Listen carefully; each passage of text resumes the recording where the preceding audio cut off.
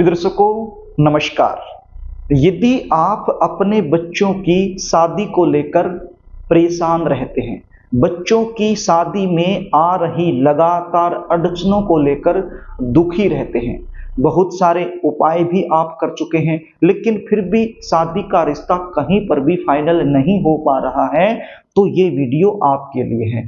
आज मैं आपको इस वीडियो के माध्यम से जल्दी शादी होने का एक ऐसा सरल एवं चमत्कारी उपाय बताने वाला हूं। यदि ये उपाय आपने अच्छे से समझ लिया और मेरे द्वारा बताए गए तरीके से किसी भी सोमवार के दिन कर दिया तो यकीन मान के चलिए आपके बच्चों की शादी के लिए कोई न कोई अच्छा प्रस्ताव जरूर आएगा। शादी में जो लगातार अड़चनें बनी हुई हैं वो तत्काल दूर हो जाएंगी और जल्द से जल्द विवाह होने का एक सुंदर योग बन जाएगा। ये उपाय यदि बच्चे खुद करना चाहें तो खुद भी कर सकते हैं और यदि खुद नहीं कर पाते हैं तो ऐसी सिचुएशन में माता पिता अपने बच्चों के शीघ्र विवाह के लिए ये उपाय जरूर करें। कई बार सिचुएशन क्या होती है, आपके बच्चे दिखने में भी सुंदर होते हैं, अच्छी खासी उनकी जॉब भी होती है या फिर अपना खुद का उनका व्यापार होता है, भगवान की कृपा से आपका बैकग्राउंड भी अच्छा है, लेकिन फिर भी शादी में लगातार विलंब होता रहता है। जन्म कुंडली का सप्तम भाव यदि पाप प्रभाव में आ जाए, अलगाववादी ग्रहों के प्रभाव में आ जाए तो फिर विवाह में लगातार देरी होने वाली सिचुएशन बन जाती है। रिश्ते आएंगे, बातें चलेंगी, लेकिन कोई भी बात, कोई भी रिश्ता सफलता तक नहीं पहुंच पाएगा, बीच में ही ब्रेक हो जाएगा। देखने वाले आएंगे, देखकर चले जाएंगे, लेकिन किसी भी प्रकार का पॉजिटिव रिप्लाई सामने से आपको मिल नहीं पाएगा। आपको लगेगा कि अब की बार तो रिश्ता फाइनल हो जाएगा, लेकिन नहीं होगा। कुछ ऐसे रिश्ते आएंगे जो आपके लेवल के नहीं हैं, आपको पसंद नहीं है, तो आप अपनी तरफ से मना करते रहोगे। और कोई ऐसा रिश्ता जो आपके लेवल का है, आपको पसंद है, आप वहां करना चाहते हो, लेकिन वो रिश्ता सामने से पक्का नहीं हो पाएगा।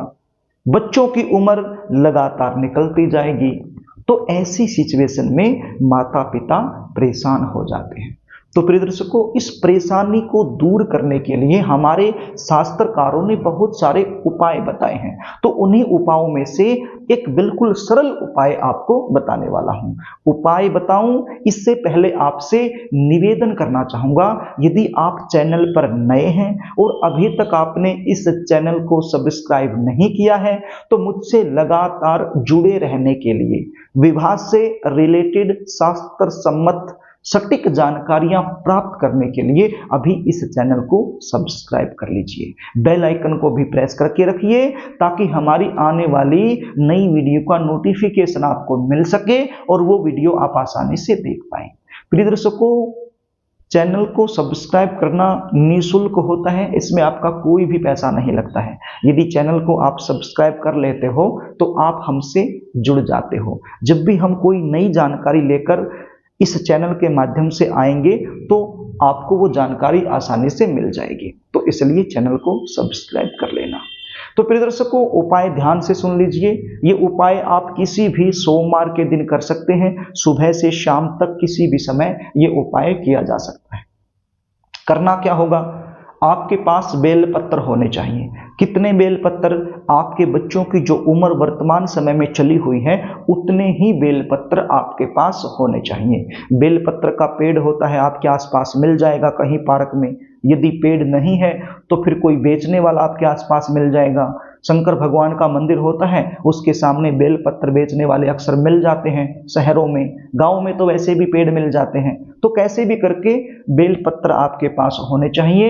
आपके बच्चों की उम्र जो वर्तमान समय में चली हुई है उतने ही बेलपत्र आपके पास होने चाहिए। सपोज कीजिए आपके बच्चों की जो उम्र है वो 25 साल हो चुकी है और वर्तमान समय में 26वें साल में चले हुए हैं, तो 26 बेलपत्र। 28 की उम्र हो चुकी है और 29वें में चले हुए हैं तो 29 बेलपत्र, यानी कि वर्तमान समय में जो उम्र उनकी चली हुई है उतने ही बेलपत्र आपने लेने हैं। और क्या लेना है, एक स्टील का बर्तन लेना है, उसके अंदर आपने दूध भर लेना है। अब दूध कितना लोगे? दूध आप 250 ग्राम भी ले सकते हो, 300 ग्राम भी ले सकते हो, 200 ग्राम भी ले सकते हो, आपकी मर्जी है।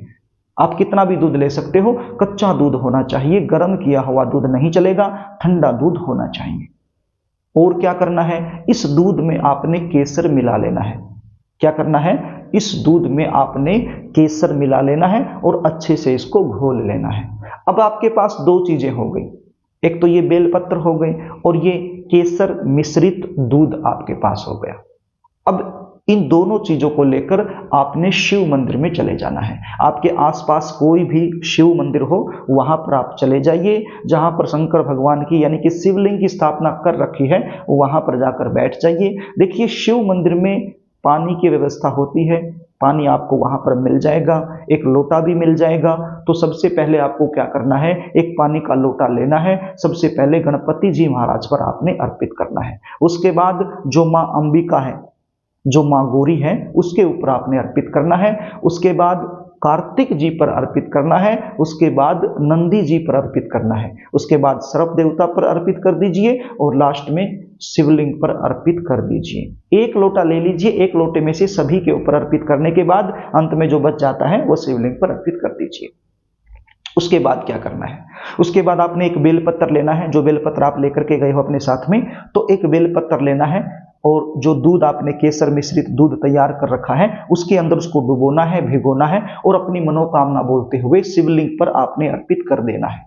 आपकी मनोकामना क्या है, आपका जो बच्चा है उसकी शादी में अड़चने आ रही हैं, तो उसकी जल्दी शादी के लिए आप ये उपाय कर रहे हैं, तो आपकी मनोकामना यही है। तो आप अपनी मनोकामना बोल दीजिए, अपने बच्चे का नाम भी बोल दीजिए और बेलपत्र को दूध में भिगोकर शिवलिंग पर अर्पित कर दीजिए। यदि आप बच्चे खुद कर रहे हो तो आपको भी इसी प्रकार से आपने अपनी मनोकामना बोलते हुए शिवलिंग पर अर्पित कर देना है। तो इस प्रकार से जितने भी बेलपत्र हैं आपके पास, वो सभी बेलपत्र दूध में भिगोने हैं, डुबोने हैं और शिवलिंग पर अपनी मनोकामना बोलते हुए अर्पित कर देने हैं। अब बाद में ये जो दूध बच जाता है तो इसका क्या करोगे, ये भी आपने शिवलिंग पर ही एक धार बना करके अर्पित कर देना है।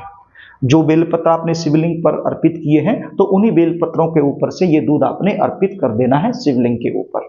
उसके बाद क्या करना है, उसके बाद एक मंत्र का जाप आपने करना है। मंत्र क्या है, बिल्कुल आसान मंत्र, ओम गौरी शंकराय नमः, ओम गौरी शंकराय नमः। इस मंत्र का जाप कीजिए 108 बार। यदि माला की सहायता से आप करना चाहते हैं तो फिर माला की सहायता से कर दीजिए। अब माला यहां पर आपने तुलसी की नहीं लेनी है, तुलसी की माला को छोड़कर कोई भी माला आप प्रयोग में ले सकते हो। और यदि आप अपनी उंगलियों पर करना चाहो तो उंगलियों पर भी इस मंत्र का जाप किया जा सकता है। 108 बार इस मंत्र का जाप करने के बाद हाथ जोड़ करके बिल्कुल समर्पण भाव से, बिल्कुल दिल से, मन से, भाव से आपने शंकर भगवान और मां गौरी से प्रार्थना करनी है अपने बच्चों के शीघ्र विवाह होने के लिए। यदि आप बच्चे खुद कर रहे हैं तो अपने शीघ्र विवाह होने के लिए तो आपने प्रार्थना करनी है। आपकी प्रार्थना में भाव होना चाहिए। यदि आप भाव से ये उपाय करोगे, भाव से प्रार्थना करोगे, श्रद्धा और विश्वास के साथ ये उपाय करोगे तो आप देखोगे कि बहुत जल्द आपको इस उपाय का रिजल्ट मिल जाएगा। तो ये जो उपाय मैंने आपको बताया, ये उपाय आपने 3 सोमवार कर देना है। कितने सोमवार? 3 सोमवार ये उपाय आपने कर देना है। यदि ये उपाय आप 3 सोमवार इसी प्रकार से कर देते हैं तो विवाह में आ रही बड़े से बड़ी अड़चन तत्काल दूर हो जाएगी और जल्द से जल्द शादी के लिए मनचाहा रिश्ता आ जाएगा। तो ये उपाय आपने इस प्रकार से कर देना है। प्रिय दर्शकों, यदि आप अपने बच्चों की जन्म कुंडली का विश्लेषण मुझसे करवाना चाहते हैं, शादी कब होगी, कहाँ होगी, कौन सी दिशा में होगी, कैसे परिवार में होगी, शादी के बाद का जीवन कैसा रहने वाला है, या फिर कुंडली के आधार पर जल्दी शादी होने के विशेष उपाय आपको क्या करने चाहिए, वो सारी जानकारी यदि आप लेना चाहते हैं तो स्क्रीन पर दिए गए व्हाट्सएप नंबर के जरिए आप मुझसे संपर्क कर सकते हैं। स्क्रीन पर दिए गए व्हाट्सएप नंबर के जरिए आप अपने बच्चों की जन्म डिटेल लिखकर मेरे पास भेज सकते हैं और जन्म कुंडली का साइंटिफिक तरीके से सटीक विश्लेषण मुझसे करवा सकते हैं। प्रिय दर्शकों, जन्म कुंडली विश्लेषण की हमारी फीस होती है, वो आपको पे करनी होती है। उसके बाद संपूर्ण जानकारी आपको दे दी जाती है। यदि कार्यक्रम आपको अच्छा लगे तो इस वीडियो को लाइक जरूर करना, इसको शेयर भी करना ताकि आप पुण्य के भागीदार बन जाएं। कमेंट बॉक्स में हर हर महादेव जरूर लिखना और अभी तक आपने चैनल को सब्सक्राइब यदि नहीं किया है तो मुझसे लगातार जुड़े रहने के लिए चैनल को सब्सक्राइब जरूर कर लेना। आज के लिए बस इतना ही, आगे फिर मिलेंगे, तब तक के लिए नमस्कार।